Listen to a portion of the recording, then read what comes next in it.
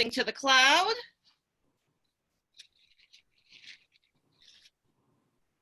Welcome, welcome, welcome everyone to the 17th session of Producing in Pandemic. We are a peer exchange group. We begin by introducing ourselves, saying where we're coming from this neck of the woods. We talk about what our practice is. We're a decolonized practice, so we like to acknowledge the land on which we stand and where we're coming from. If you have any questions about doing a land acknowledgement, there is a link in our notes where you can find more information. We practice horizontal leadership, so we're inviting everyone who's a part of this group today, please enter the notes and drop your links. We will be sharing anything like upcoming shows. We will definitely be sharing to the Transmedia Facebook group, as well as just making sure that we have a thorough database for ourselves so we have fun things to go to and support. I will begin our introductions. We also do a access check-in just to let anybody in the group know if there's anything that we need to know to make this more accessible for all of us. After we do our round of introductions, we will do a field trip where we invite some of our participants to share more about a process that they are involved in transmedia or digital producing. And then if there's time, we will split off into small groups and have a juicy conversation. I'm kind of excited, so I'm knocking on wood.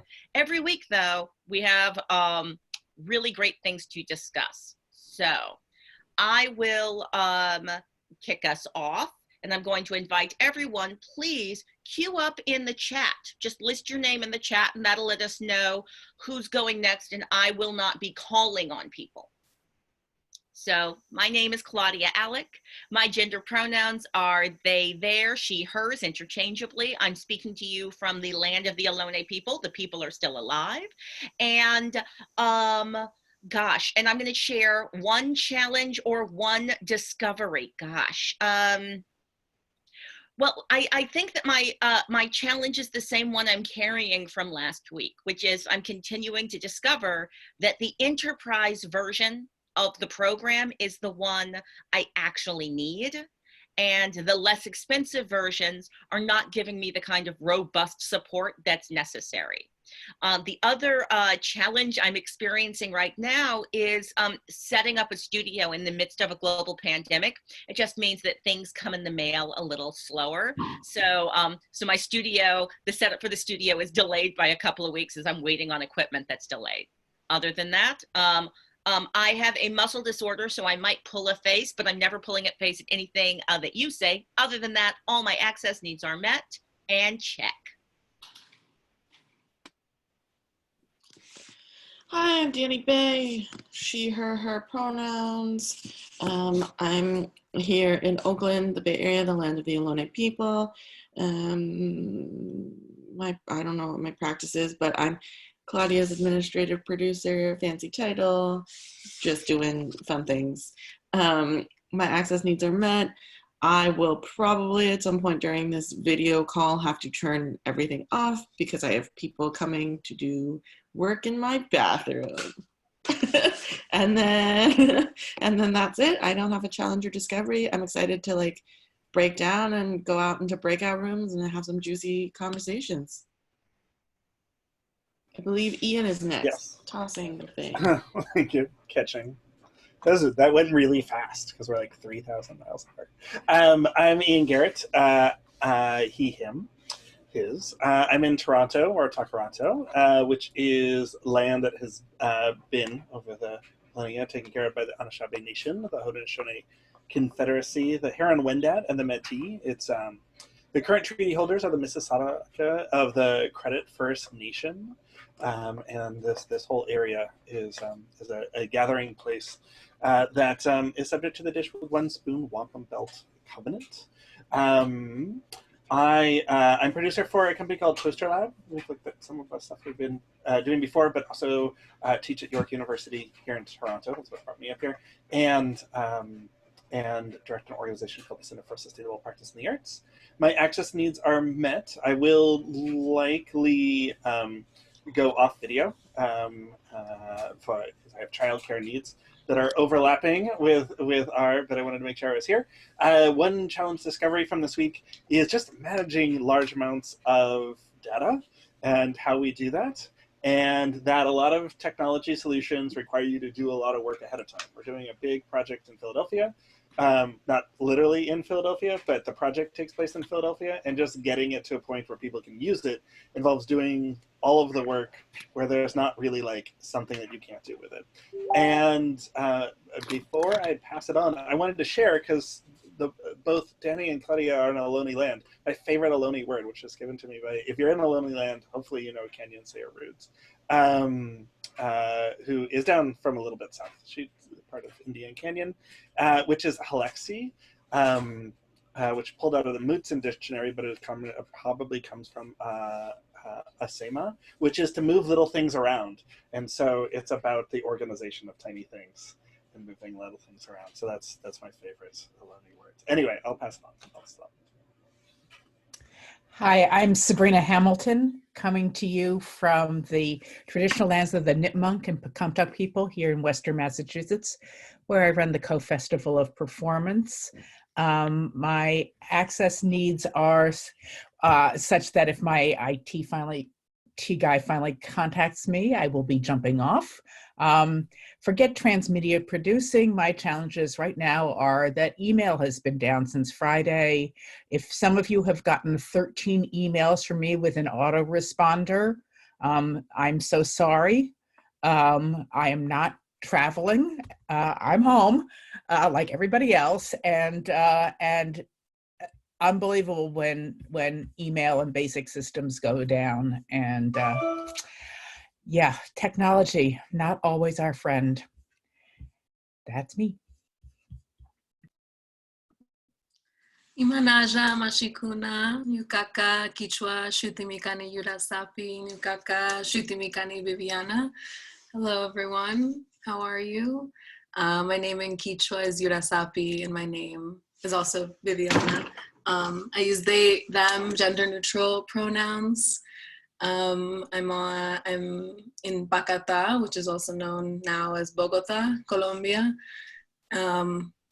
Various indigenous groups, many who live here still as well. What are the other things? I'm a founder and director of Balistical, an arts and culture healing as well organization, an LGBTQ plus one that was in Bogota, but now virtual and international. We'll see what happens. I'm also founder of Advancing Arts Forward, which is like consulting, workshops, articles on equity, justice, inclusion, anti-racism. And yeah, I think one challenge this week I'd say is, and this is like a continuous thing about really figuring out finances and budgeting when it comes to having multiple organizations, collectives, and then my own personal finances, really like figuring out how to separate those when it comes to also like international bank accounts that I have and working like that. So yeah, thank you. Goodbye, Chani. Hey everybody, I am Rob Neal, he, him, his pronouns. I am a founding ensemble member and the current artistic director of the New York Neo-Futurists. And I am still in Manhattan, land of the Lenape people. And I have been having audio issues, but hopefully we will drive through that here. Currently, we are challenged by the fact that as an artistic ensemble, we have been creating a podcast, which came out of the pivot after the lockdown of the Infinite Wrench. And now there are a lot of people that want to be doing something that's more of a show online. And we are exploring how that can be as interactive and live as possible, which presents a lot of challenges given the kind of art that we create and the kind of interaction we'd like to have. And that's where we are doing a lot of experimentation. And hopefully by August, we'll have some kind of at least first draft and first attempt.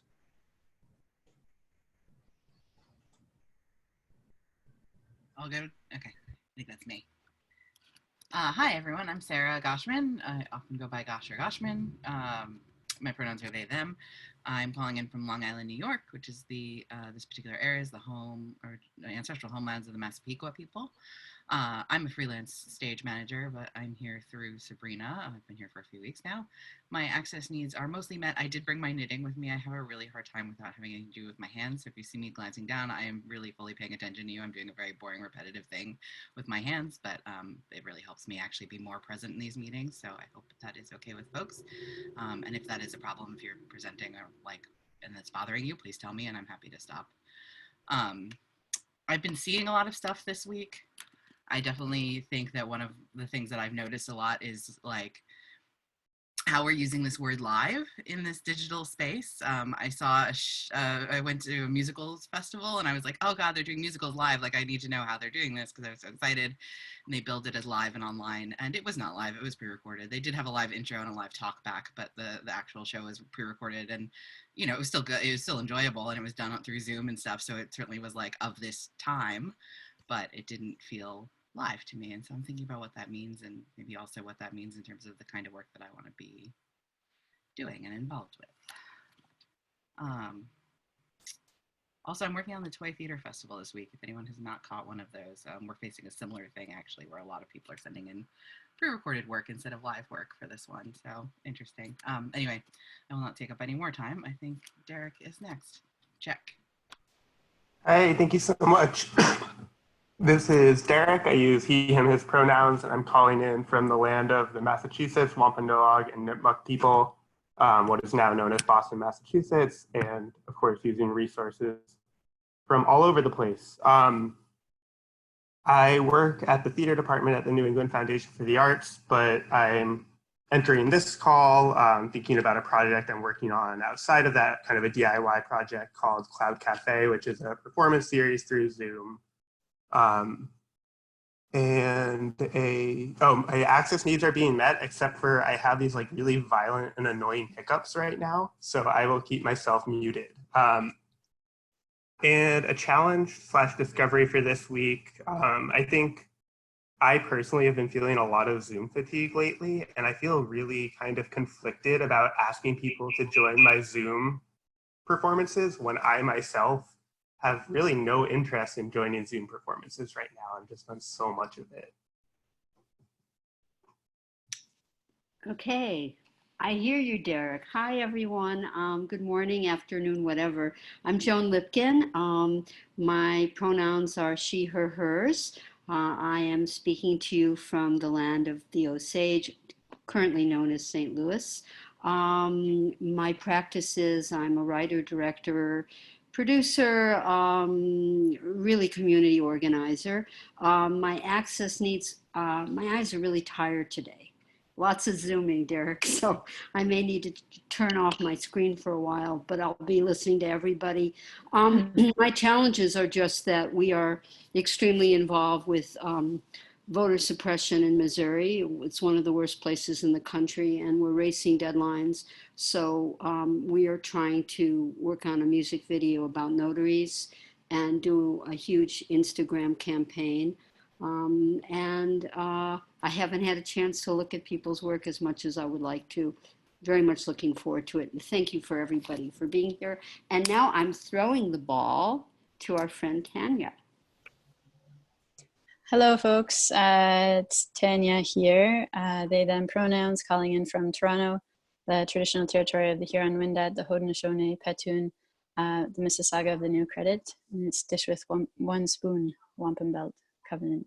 So I'm here from Canada and ducking in on my lunch break because I thought my education work was significant and disparate from my producing poetry work, and it turns out this Venn diagram is because things are online. So I'm finding myself speaking with colleagues of you can do this on Zoom and this, and I have a great resource for anyone else who's in facilitation education. I'll put it in the chat and the notes, but so you can see that I'm muted and you can hear me. So for access, because I have to move on my break, you won't see me in this screen very often, but you will still hear me. So thanks for continuing this work, calling up justice. Really appreciate this space, and I'm going to pass it on to Robin. Thanks, Tanya. I'm Robin Braun, she, her, hers. I live in Bay Area, Ohlone and coastal Miwok. Populations kind of mixed, still very much alive, if not displaced. I am a marketer / educator / nonprofit multiple hat wearer for a theater company, and we are of course always looking for ways to keep ourselves present in the social media world and digital world so that audiences don't forget about us. So always looking forward to what I can learn from everyone here in this group. I look forward to this group every week. My access needs are met, and that's it. Check. I don't remember who's after me, sorry. Oh, Deborah. Hello, thanks, Robin. Hey everyone, Deborah Eliezer, she, her, hers. I am usually in Northern California, but I am calling in on the ancestral land of the Kumeyaay, no, let's pronounce this more correctly, Kumeyaay Diegueño, which is in San Diego County, and otherwise known as San Diego County. So here I am, and I just have to say, y'all, the shit is shocking down here, how people are behaving with their masks and their beaches and their crowds. So that's all I have to say about that right now. It's pretty depressing, actually. And I'm trying to stay safe, but in terms of my other access needs, I have a little bit of back problem. I might move around. And I am the artistic director of Fool's Fury Theater. And we're in a bunch of transition right now because I like a couple weeks ago, I became the sole artistic director. My longtime partner founder stepped down.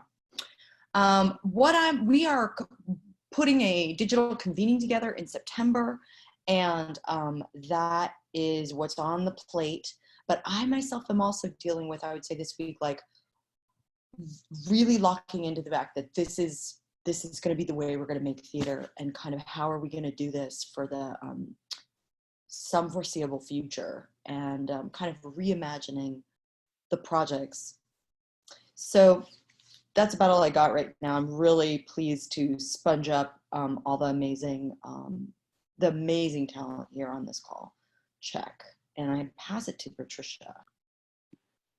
Thank you, Deborah.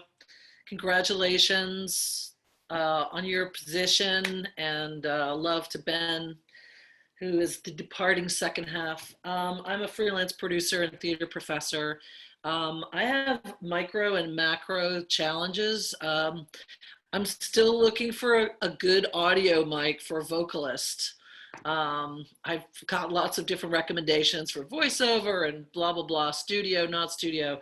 Also, the latency issue for music is an ongoing issue. I keep checking in on projects and seeing the only way music projects are getting together is by editing in post, which is not live. The macro is I'm part of 2 participatory projects that will be interactive that have over 1,000 people, and don't really know which platform is going to be best to have what used to be a live gathering of simultaneous action. So that's a bit of an issue. For me, I would say the discovery is completing the holding space sessions through Deborah's company was a really wonderful way, just as a actual living artist, to work with other artists in this space in small groups and one-on-one. There was no audience involved. It's a workshop situation.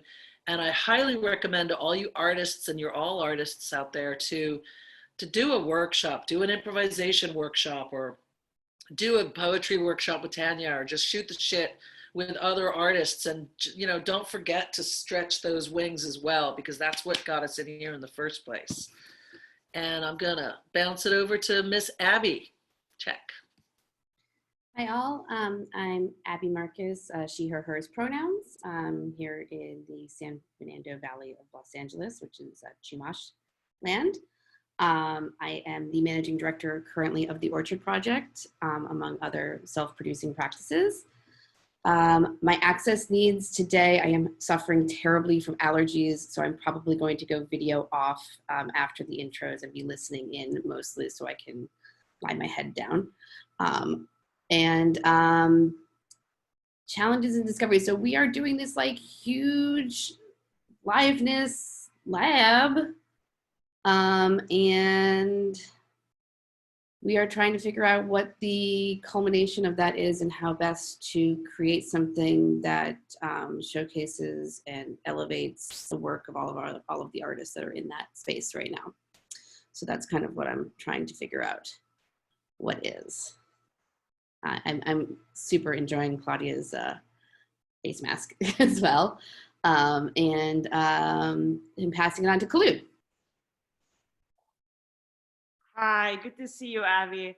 Hello, my name is Kholoud Sawaf, and my pronouns are she, her, hers. I'm a director, deviser, creator. I'm speaking to you from Fayetteville, Arkansas, which is the land of the Caddo, the Osage, and the Quapaw people. My access needs are met, although I do have seems like my internet is being a little spotty, so I'll go potentially video off as well. Discoveries or challenges this week, we just started performing curbside theater and it's going really, really, really well. And it's really exciting to have that moment of that shared appointment with audience members, even though the appointment is at their household, and everyone gathering in one physical space at social distance for this event to tell a story and to share an experience. And it's really special. So I'm really blessed to have it and very excited to talk about it at some point in the future. And I will pass the microphone on to Sabrina. Hi, I'm Sabrina. I use she, her pronouns. I'm a New Yorker, Dani Bay land, and I'm a theater performer and director. I'm with Fresh Lime Soda Productions, and I guess directing a show is just like a series of discoveries over and over, especially on this new medium. But we have a performance on Saturday, and I'm excited to see how to best facilitate the use of the chat as a really exciting participatory space where the audience members have equal control over what's happening as anybody in the performance, and how best, to facilitate and encourage people to say whatever you want in that.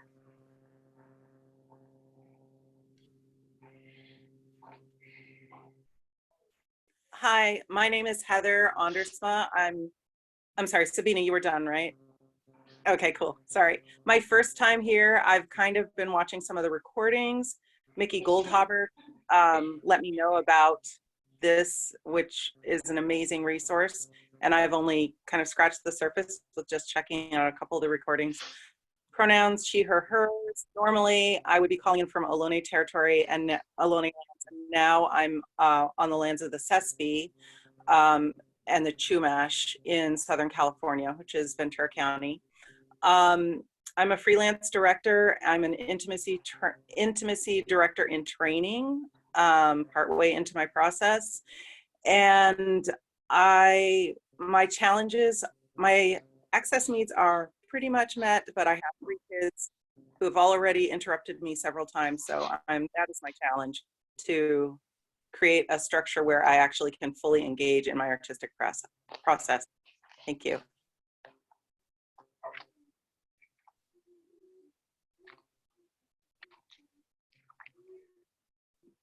I think the last one is Mickey, if she'd like to go. Hi, sorry, I'm not really camera ready. I'm so glad Heather's here. Good morning, Michaela Goldhaber. She, her, hers. I'm in Berkeley on Ohlone land, and I'm the artistic director of the Rye Crips Theater Group and the lead instigator of the Bay Area Women's Theater Festival.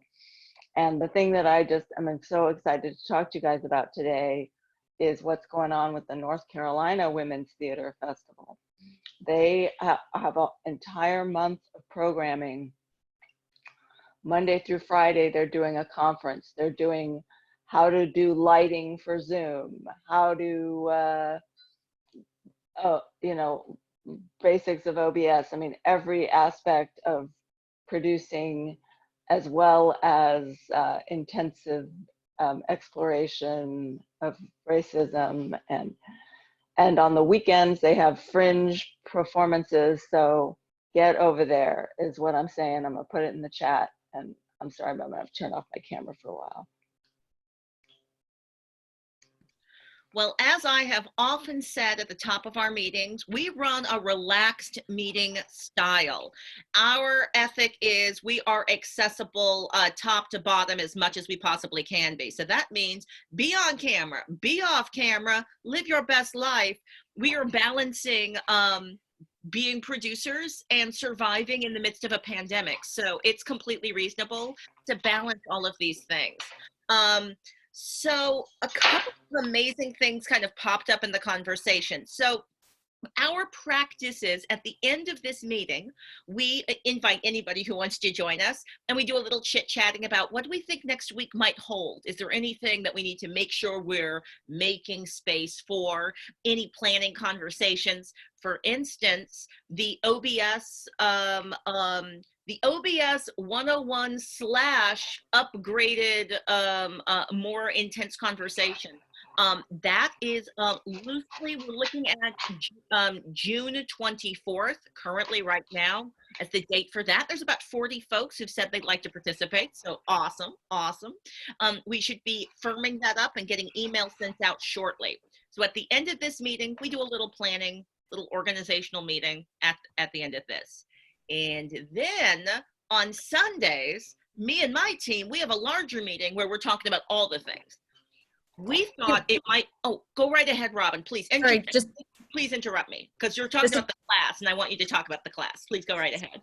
No worries. I just want to double check. Did you mean July 24th? I'm pretty sure that's what you meant. I did. I meant July. I don't know what month it is. And I'm alliterative. We're lucky I didn't say January. In the future, we're not planning this a year from now. July. Thank you, Robin. Just want to make sure it wasn't like maybe August or something. Anyway, yeah, great. July 24th. July 24th is the date we're loosely looking at. So about 10 days from now is what we're looking at.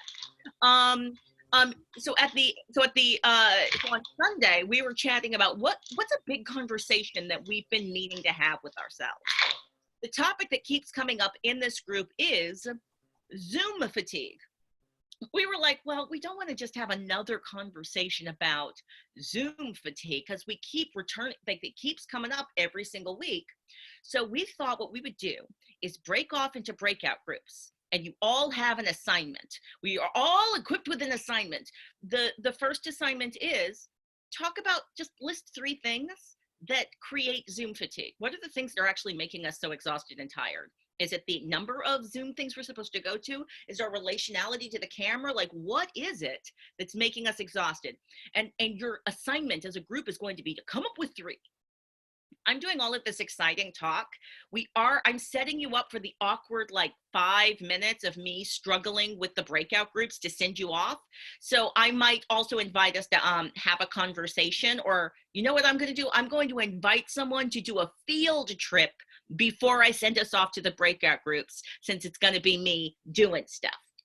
The other topic that came up in this conversation in our check-ins was, sorry, I'm interrupting myself. So we're going to send you off to the groups to say, hey, what causes the fatigue? And then you're also going to have the assignment of maybe come up with 1 or 2 things that help to break the fatigue. Now, those things can be literally not being on your computer for a full day, or it might be something clever, like, I don't know, spraying incense around your computer. I look forward to finding out what awesome ideas y'all come up with. The other topic that came up, though, were questions around liveness and interactivity. And I sense that some of those questions, creative challenges, might also feed into techniques to make audiencing via Zoom less exhausting. I will also share this because I keep breaking this rule for myself. I am trying so hard to stop saying Zoom all the time. It's not the only platform. I'm using Chromecast, I'm using Skype, I'm on all of these other platforms, and yet, because it's this little word that's so easy to come out of my mouth, it's becoming synonymous with the platform, and I think it's problematic. I don't like my language being corporatized. So I'm gonna try to stop doing that. Welcome to experiencing me catching myself and trying to correct myself. This is gonna be a thing for a couple of weeks, colleagues. I apologize in advance. So while I mess around with it, well, actually first, are we excited about that potential conversation? Does that feel useful to folks? All right, cool. So before I do that, I am going to invite Derek and anyone from Derek's cohort to share about the streaming project that you have been involved in, because I saw it and it was just, it was really delightful. I was so happy to attend. So we'd love to hear all about it. The microphone is yours and the Zoom controls are yours. You should be able to share your screen if you'd like. And I'm going to make breakout groups now. Thank you so much, Claudia, and thank you for attending last week. It was so great to see your name in the comments. I am kind of debating the best screens to share to do this, but I'm going to quickly share like the PowerPoint that I do at the beginning of our performances. So my partner and I started Cloud Cafe, which is this digital performance series, and each event is curated by a different artist. And I think part of what we're trying to do with this is create a place where people, sorry, I'm trying to multitask and failing at it. Okay, is trying to create a place where people can go every week and see something completely different. So we have a different curator each time, and yeah, and we invite each curator to try to be as creative as possible as creating interactive space through the platforms. So we've been using Zoom and YouTube, and we've had kind of mixed results as far as like actually making these things interactive. I'm realizing I can't see my notes if I look at it through there. So yeah, we are raising money, so it's entirely just donation based, which is scary a little bit because we've been trying to offer guarantees to the artists as far as payments. And so for me, it's kind of like this, if we don't raise enough money, I have to pay them out of my own bank account. So there's been a lot of pressure on the fundraising, and that's something I definitely want to find a way around.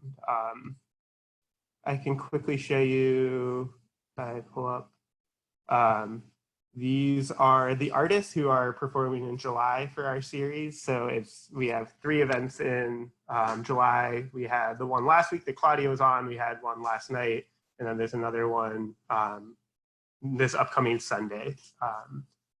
So yeah, these are all our amazing artists. It's been so amazing to work with all these people. Yeah, I've been working with a lot of people who I've never thought I would have a chance to work with. So I feel like those are kind of like the bare bones. I'm happy to answer any questions. I'll just really quickly plug the event we have coming up on Sunday. So this one is curated by Veronica Robles. It's called Latinos Afrodescendientes, and it'll have performances by Jorge Arce and Roberto y Gloria Cepeda.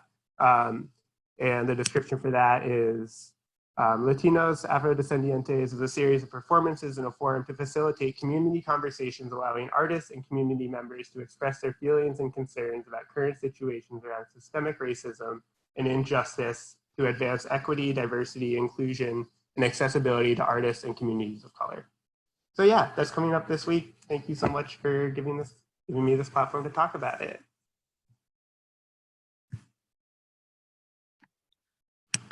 This is Claudia. I have a quick question, and I'm sure that others have a bunch of questions. We're nerds, so we want to find out, we're process nerds, so it's fun to find out what was the process of figuring out how you came up with your financial structure. We're also tech nerds, so I want to hear what OBS system did you use? You started in Zoom. What was the output? What was we want to find out what your team was. Tell us who were all the people on your team. I loved that when I was audiencing in YouTube, there was somebody there with me, the audience with me. That's design. Talk about it.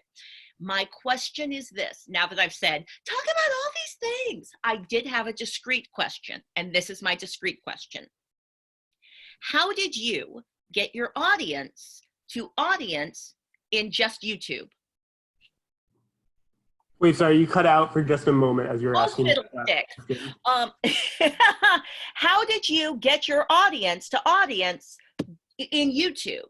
Because that was a unique experience for me where I felt like, oh, I'm audiencing and I'm with the full audience in YouTube and there aren't stragglers left in Facebook. I'm not actually sure I completely understand the question. Like, how did I get people to join the YouTube as opposed to, I don't think I'm quite following. Yeah, I was really just asking, what was your strategy for managing your audience? Because as an audience member, it felt very smooth where I entered your show, and I very easily found myself in the YouTube space. How did you decide? How did you design that? Yeah, and I will say this kind of comes back to who my team is. So this started off with me and my partner who I live with, just us. My partner is extremely busy and has kind of moved on to other things. So at this point, it's I'm doing kind of all the organizing, but Lily is amazing at handling kind of like all of the comments and is kind of like doing both IT and like managing, all of those conversation threads. So she's been really active in doing that and is really talented at doing that, which allows me to kind of focus on making sure that like the tech and the streams are actually running. So there are two ways to join all of our calls, through Zoom or YouTube. So you have to register in order to get the Zoom link, which is what we do to avoid Zoom bombing, but then we push the YouTube links as wide as we can.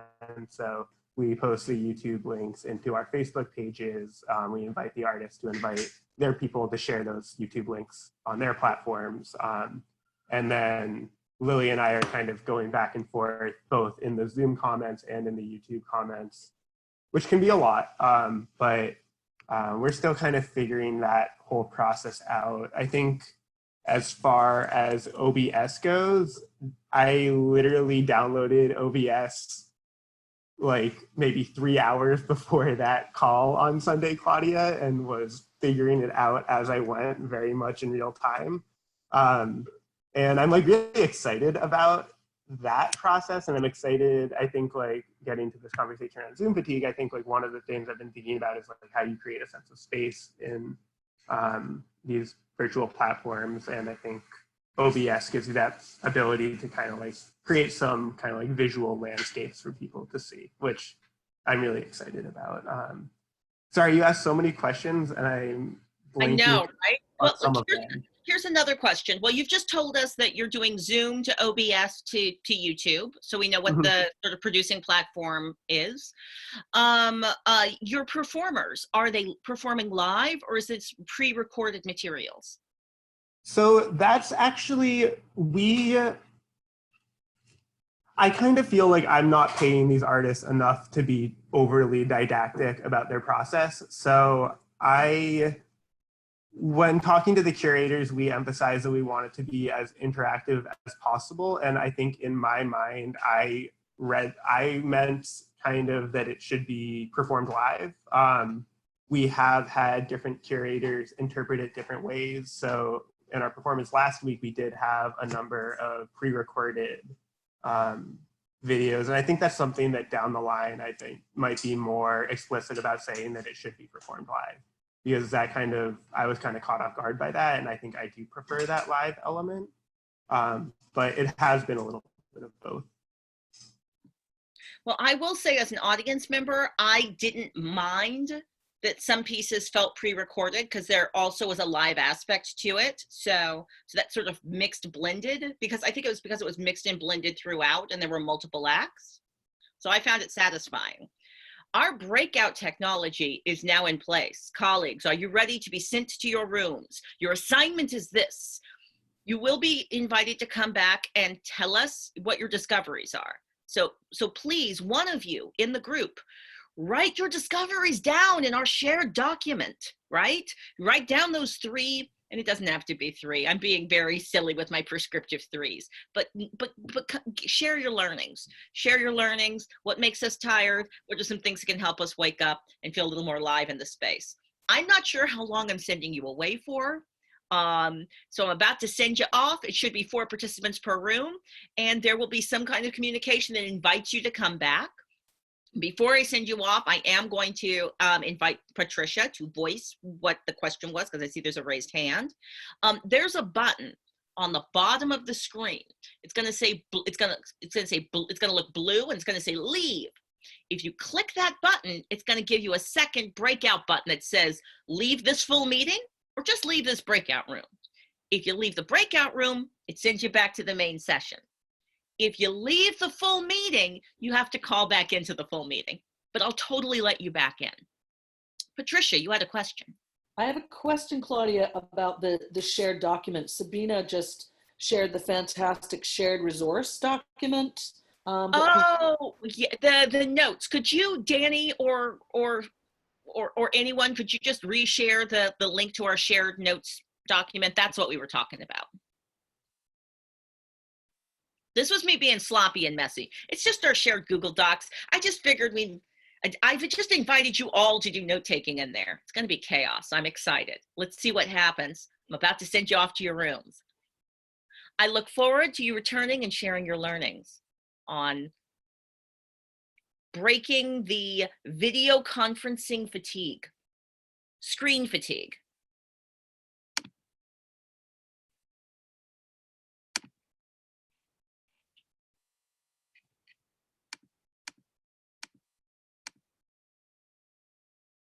Did I do it? Did I do it? I think I did it. I think I did it.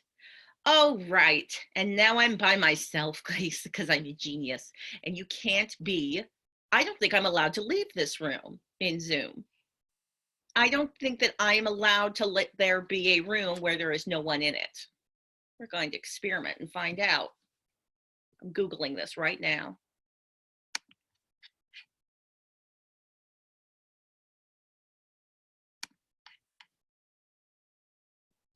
Yeah, so we're just gonna put my little picture up here. We're pausing for 5 minutes.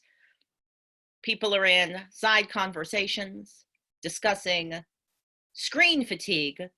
What creates screen fatigue, and what are ways to combat screen fatigue? Back in 5.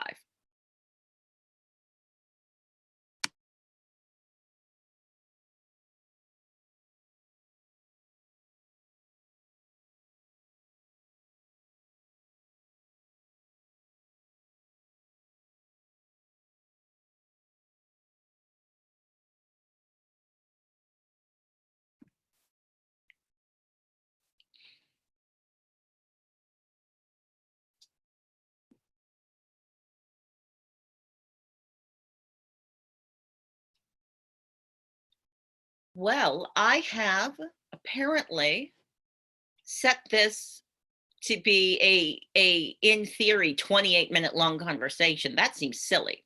So I'm going to broadcast a message to all. We will invite you to return, or how about please return to the main session in 5 minutes. Broadcast message to all. There we go. So they're having a 5-minute conversation. That's not a lot of time, but well, I guess we're going to find out what happens with 5 minutes to themselves. That wasn't very much time at all. I should have given them more times. Actually, fibbing.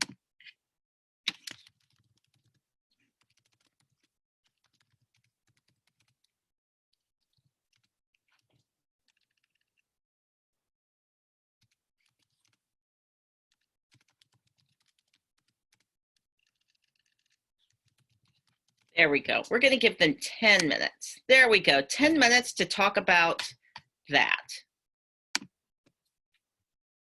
I'm going to pause.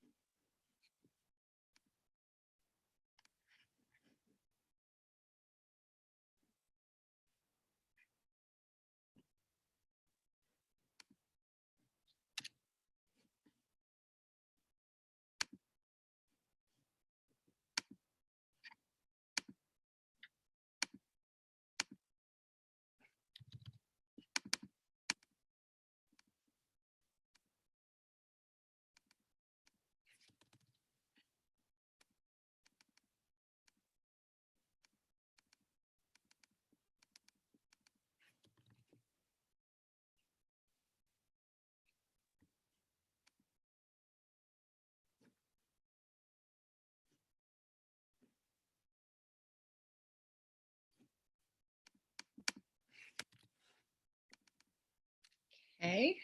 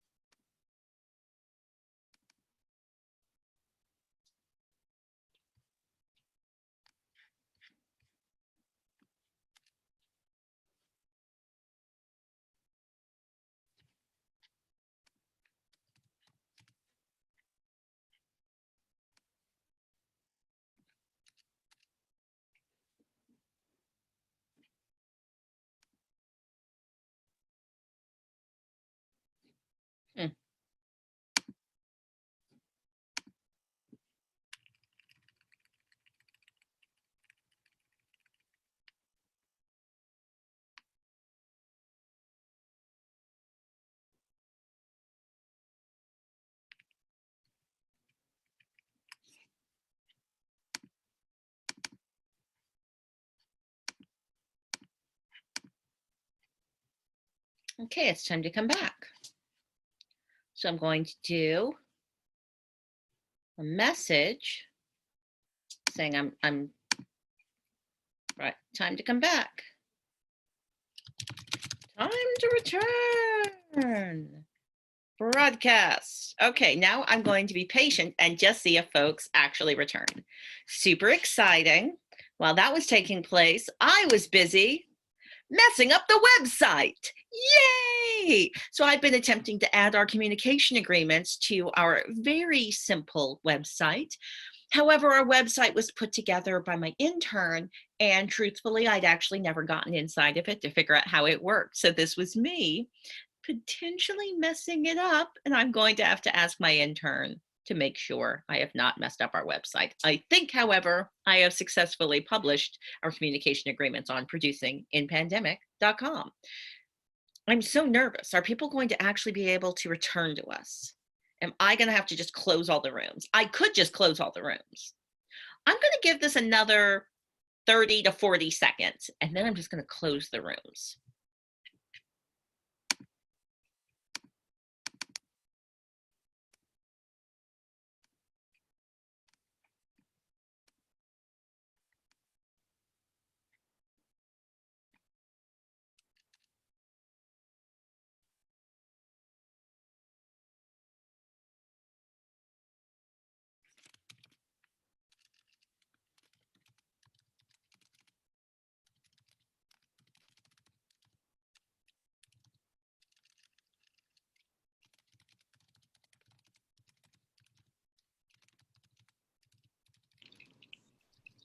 I'm hearing voices. That's exciting.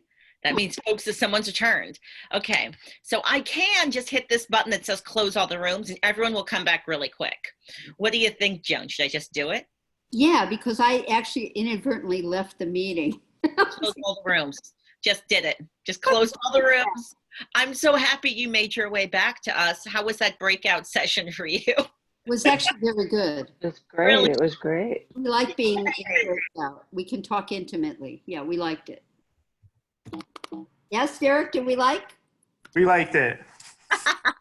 And Heather, who had to go take care of her kids, she liked too. Derek can tell us what, can share why we liked it. So excited to see if folks actually successfully make it back to our rooms. Viviana also had to leave to go to another meeting. So. Oh, no worries. All right. Well, I'm going to assume that I have done this technological step correctly. And our next step is we're gathering back and we're going to invite folks to tell us what they discovered and what they learned.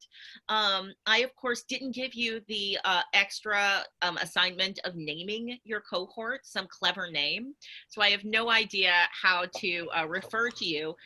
There was a 1, 2, 3 sort of thing going on. I don't know if y'all saw that. Yeah. Ah, see, the algorithm, the program assigned you a number. Let's just do this chronologically. Group number 1, show us what you got. Love to hear from you.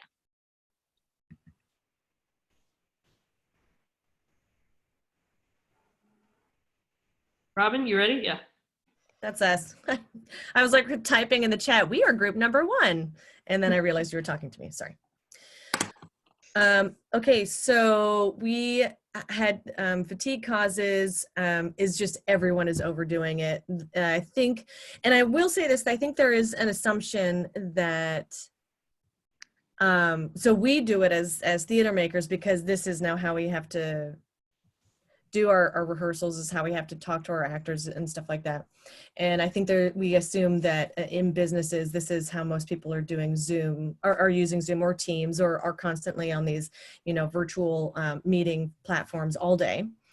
And so why would they want to, go to watch theater? Oh, you know what? That's actually a cope. Anyway, depending on abilities, there's only so much time some people can spend on a screen. It actually can hurt, it cause headaches, things like that. Businesses, yeah, they're on even happy hours on Zoom. If businesses have been doing that, it's not the same thing. And really the big thing is that theater is about making connections. It doesn't really work as well online. Even verbal cues don't work on Zoom. So when you're trying to, acknowledge, like, instead of just nodding our heads or putting up thumbs up, like we have learned to do on Zoom, some people want to say, oh my gosh, I know exactly, or, over talk, and that's not possible to do. I don't want to take up too much time. Our coping mechanisms, some of them are using different devices, giving different attention based on the device. So having your phone there and just putting in your, your audio buds during the day, maybe, so that the idea is, at least during the day, when you're talking to coworkers, you're not staring at the screen, you are on, on audio only. And then, sometimes just listening, or, if you do have to have the screen on, you're looking off into the distance, or, out the window or something like that. So you're not just looking at the screen. Taking a walk while on a Zoom meeting, if you have to have a Zoom meeting. Kholoud had said that in curbside, they've disengaged from using some screen time when they don't need to use it. They do phone calls instead. And then when you're watching the performance, turning off all the lights in your room. So if you can only watch it on your computer, then you seem like it's a little bit more theater-esque, or watching it on a big TV if you're able to do that. So those are some of the coping ones. This is more of a list of the difficulties, but I won't go through them. I'm sure everyone has things.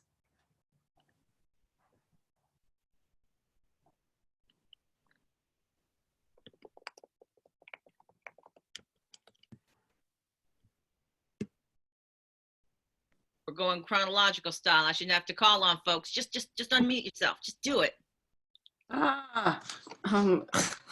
breakout group 2, Gosh and Deborah and me and Viviana, who had to run. Yeah, we brought up a lot of the same stuff that Robin also brought up. There seems to be, we brought up Claudia's relaxed meeting styles, bringing normalcy to a space that isn't focused on the computer screen, i.e. like our access needs, and if we need to turn off video and just like lie down or, you know, just listen in but still be present. But this doesn't seem to be a primary way of working in Zoom. So when your majority of your meetings are required, like having your video on, having your mic on, having your vocal interactions being brought over Zoom can be incredibly draining, especially because Zoom, the sound is weird. So only one person can talk at one time. And so if you are not actually focusing on your Zooms, you are going to miss everyone's like nonverbal cues that they're about to speak. And then the audio sounds horrible because you lose the last bit of your sentence and the top of the next sentence. And then you like stop and then there's a delay and then you both pause and then you go, are you gonna start? And then both of you start talking at the same time. And so there's that element as well where you can't really check out as much. Gosh brought up this great phrase that I really love. It's called participatory interruption, which Zoom does not allow for, I believe, on any level, like a phone call does, or like a Skype or a FaceTime where you can hear someone starting to talk and then their delay is not there. So it's not that awkward, like 20 seconds of you futzing and fighting. And then we just talked about, you know, putting yourself into a position where you don't feel like you're on Zoom, maybe like, again, turning off your video or like moving to a different couch when you watch a show so that you aren't like in a Zoom meeting, I'm working. You're like, oh, I'm lying down, I'm watching TV. This is like, I'm watching something on Netflix. And so it creates that like muscle memory. I also said hydrate a lot because that's what I'm doing, because I also forget to do that. And it's a lot to be sitting here like watching and not hydrating. So everyone hydrate. That's what we've got from room 2. Cool, I can share out for group 3. First off, I just love that phrase, participatory interruption. I'm gonna hold on to that. But so what we talked about as things that we're struggling with, one of them is just that there's too much content out there, and I think it makes it hard to commit to any one thing. And then something that I think is really related to that is managing time for digital content. I think Heather was talking about how like when there's physical events, we never really forget to go to them. But with virtual events, frequently it'll be like, oh, I missed it. And I think that's really connected to the too much content, because it can just be like, well, whatever, I'll go to the 10 other things that are happening tonight. And I think other thing with managing time is like navigating time zones is something that we don't frequently have to worry about with physical events because everyone's in the same place. But, you know, keeping in mind where people are going to be calling in from can be really hard if you're trying to have an international audience. We talked about anxiety that can come from constantly being visible and needing to be articulate on these calls, which I think is really interesting because, you know, like we're visible in physical space too, but I don't think we think about it. It just happens, but I think like something about Zoom where you have to see yourself is really different. And we kind of, along with that, we talked about how it can create performance anxiety. As far as things that we're talking about trying, we talked about turning off our screen when we don't need to be looking at it, having audience members unmute themselves to clap and cheer as opposed to just writing in the comments. Similarly, inviting other people to look away from their screens, having some kind of exercises that involve stepping away, bringing in physical actions like writing things down, and using breakout breakout rooms to create more intimate spaces. We were talking about how good it felt to be talking to each other in that space. And then a kind of question that we were thinking about was, how does the number of people in the room affect the feeling of being in that video conference? When do we feel alone, and when do we feel connected to the people in the room with us? Yeah. Good job. We really like the breakout sessions. We think we need a mix of, if we're going to have a screen with lots of people, then when we have the breakout session, it's a temporal but also a psychological shift, and really creates a sense of connection with people. But good job, Derek. Okay, we're 5, and we picked up a lot of what's already been said, such as the possibility of rigging up the bigger screen, or the opposite, which is putting the Zoom in your pocket and just listening to on audio.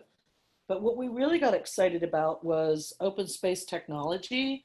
I attended a theater performance conference that's been open space for years, who achieved this through Kiko Chat, which is an app, I believe, or a platform that is still Zoom based, but it allowed you to go freely from one space to the other.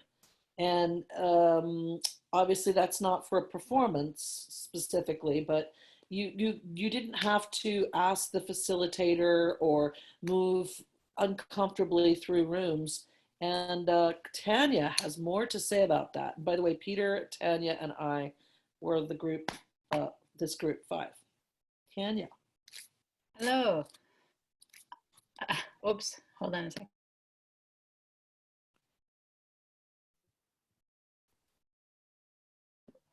I'm here. Yay. And I am demonstrating exactly how challenging it can be to use multiple devices. You have to hit the right button at the right time. It's funny because I can see you laughing at me, but I really, really wish I could hear you laughing at me. Oh dear.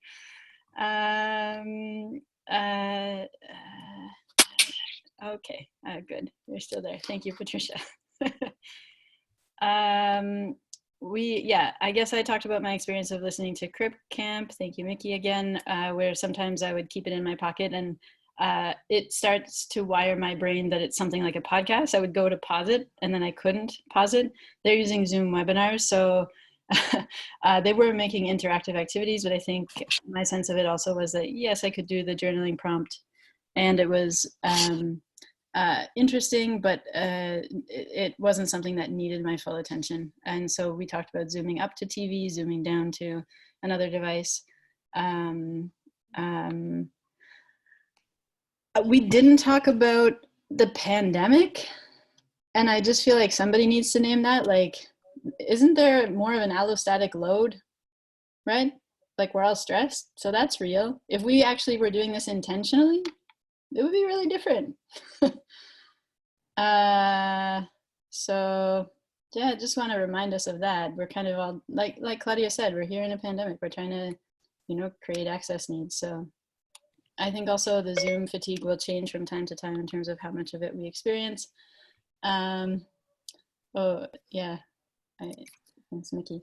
And I put the thing in the chat about open space technology. We actually, so I can't join for more than half an hour next week, but Patricia and I volunteer to try to do open space technology in this space, if you're up for it. Unless Patricia's on vacation that week, then it has to be 3 weeks from now.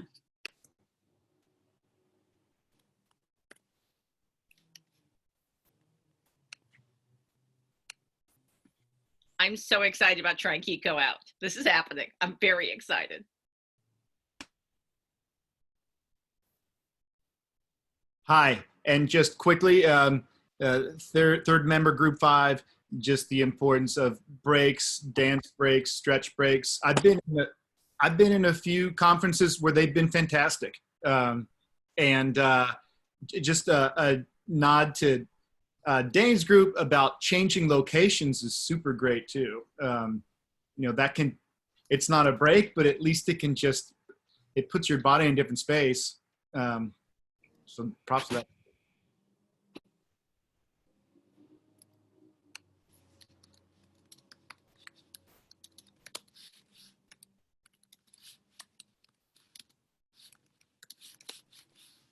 Were there only 5 groups? I feel like there was only 5, right? No, there were 6 groups, wasn't there? Was there 6 groups? All right. I was like, are we missing a group?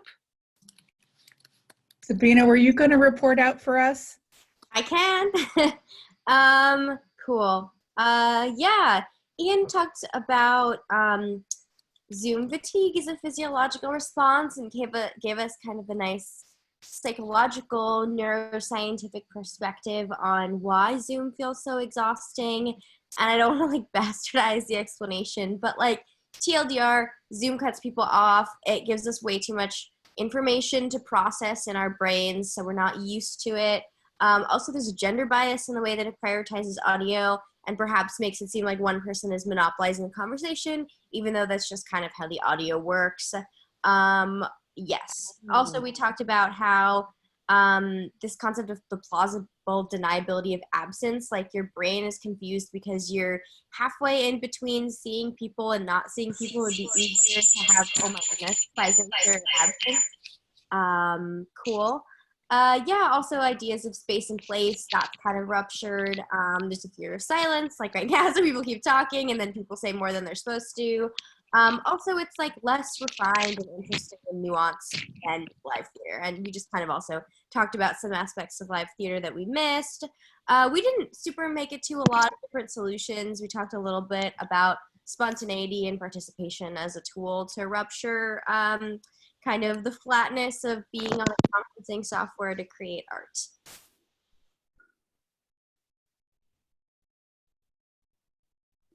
How about we just bring a worldwide problem to this think tank every week, and then we'll just explicate it to the field and come up with the solutions, because well done, colleagues.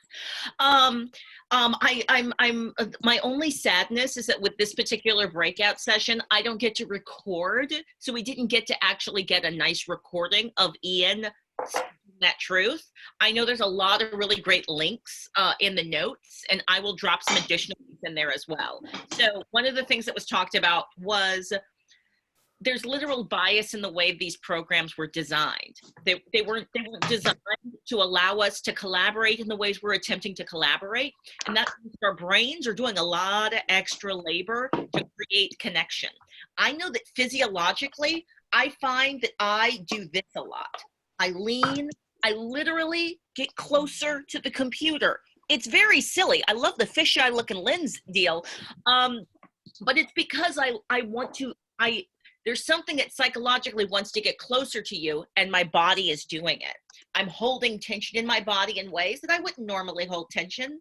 Normally in a group conversation, I am naturally stretching, looking this way, looking that way, and my body's moving in all kinds of beautiful natural ways that keep it healthy. With Zoom, I got one vantage point and I'm staring at it unless I'm doing the things that I've been doing, which is strategically making sure I have to turn to get to my snacks.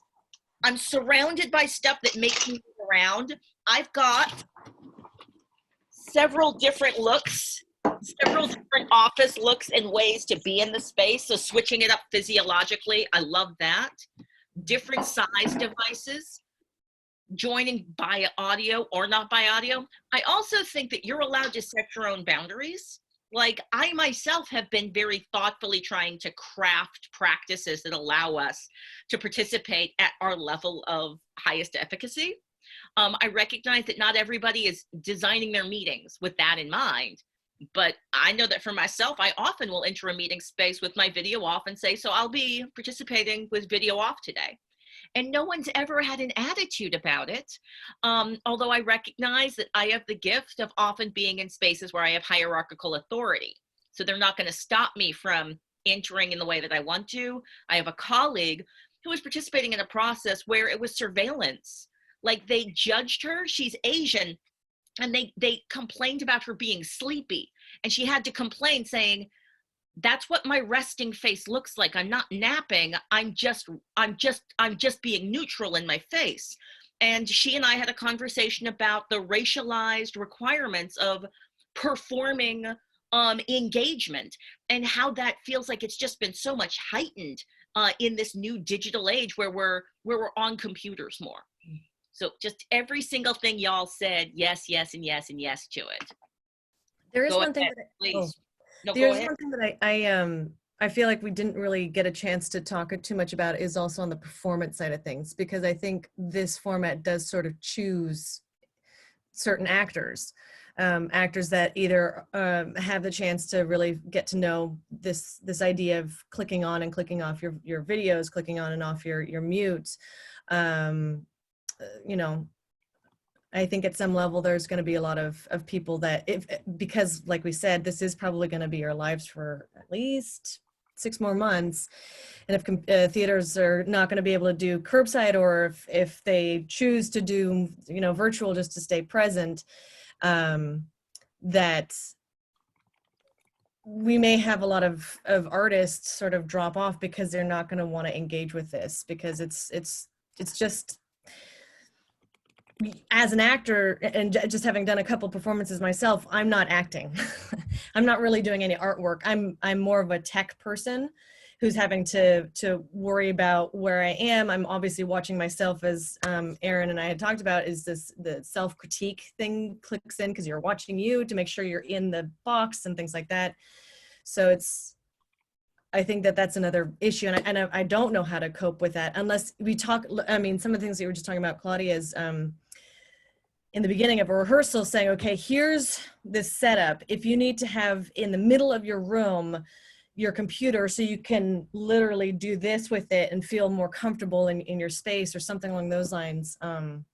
Yeah. And then, I mean, obviously Dani Bay is the idea that as an actor, I am inviting perhaps thousands of people into my room if I don't have a green screen to hide.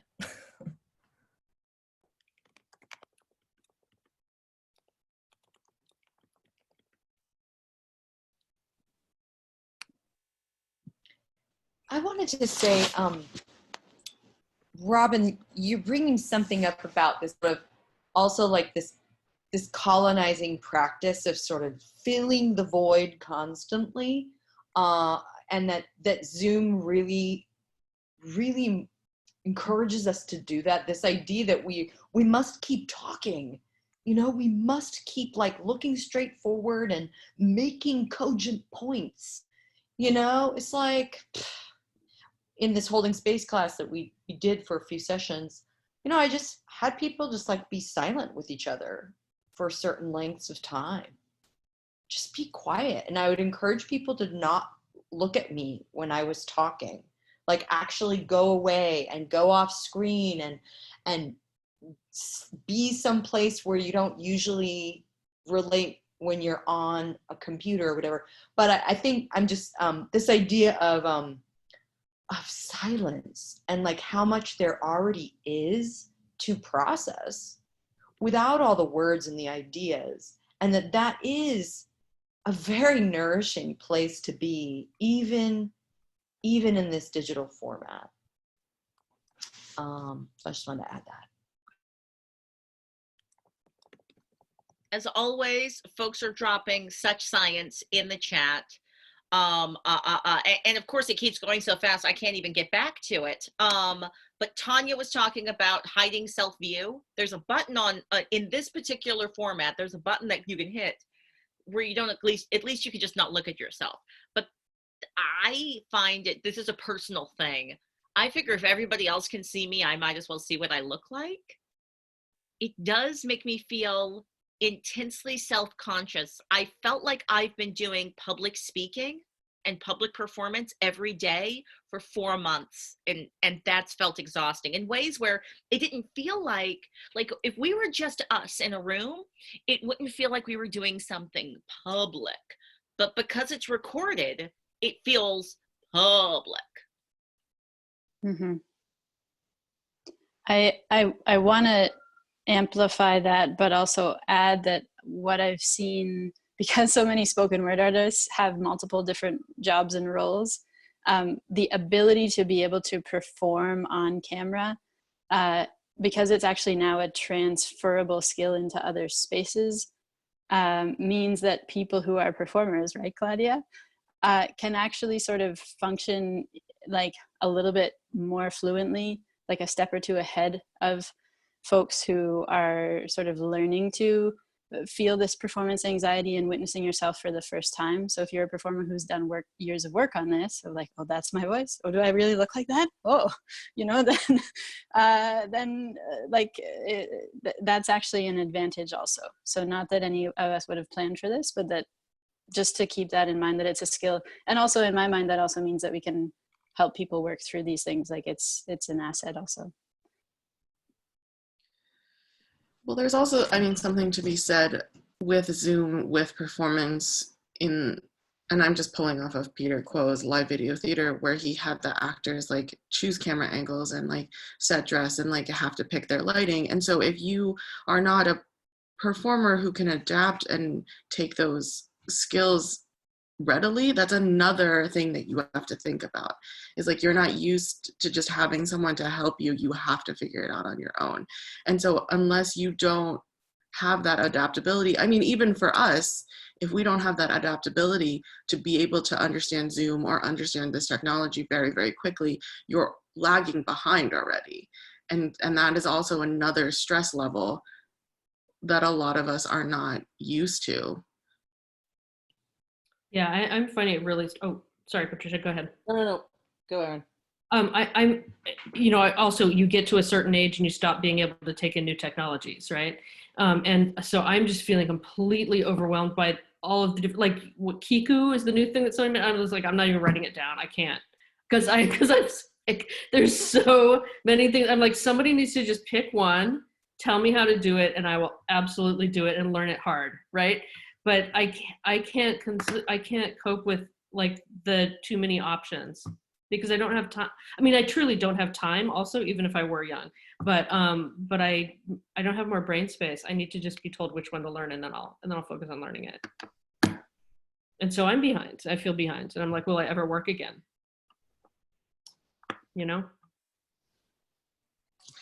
I'll just say I'm so glad you said that, because when I heard it, I was like, Kiku, awesome, new platform. And I need to keep in mind that like not everyone's gonna have that approach, and I might be ready to experiment with it, but that doesn't mean everyone who's joining my events is. Eric, it's us early adopters that take an L for the team to figure stuff out for the rest of the field. I was farting around doing theater stuff on Zoom 2.5 years ago, and it was way clunkier then. But that's really real. Patricia, please go right ahead. Go ahead. I just want to say before the moment leaves that I'm so grateful for everything that's been said, because what we're experiencing is like 100-fold for students, whether they're young high school students or whether they're returning students or they're veterans or they're moms with kids on the side, dads with kids on the side. It's sort of crazy to be in a class of 35, 40 people having these things. Somebody's on a phone, someone else is on an iPad, and all these anxieties. And there's no social agreement around, you can lie down if you want to, or you can stand on your head or smoke a joint or whatever you need to do. So I'm really grateful for everything I'm hearing today and how I can integrate it for about 200 people in 2 weeks' time. Yay. Check. Well, we treat time as a relative here, and we are going to lovingly end this time that we have consented to use together. So we are at 11:30 West Coast time. So it's time for us to stop this meeting making together. So grateful for your presence, for your brains, for your art making practices, for the work that you're creating just all over the place. I'm excited that I get to witness it and enjoy it and to learn with you. Really excited about upcoming projects from neo-futurists, and excited to find even more ways to be interactive. Rob, I don't know if you've looked at, I've been messing around with, oh golly, I might have to ask my colleagues about what this technology was called, Mentimeter, which has been very silly and fun for me. I've got an account. If you would like to play with it, I would be happy to share it with you. Wow, thank you. Yeah. Yeah, Calling Out Justice, we work as a tech co-op. So oftentimes we're buying a program specifically to mess with it and make it available to as many people as possible. So yes, let us know. The passwords are yours. Love that. Thank you. Yeah. I'm going to hit stop on record now, officially ending this week's meeting.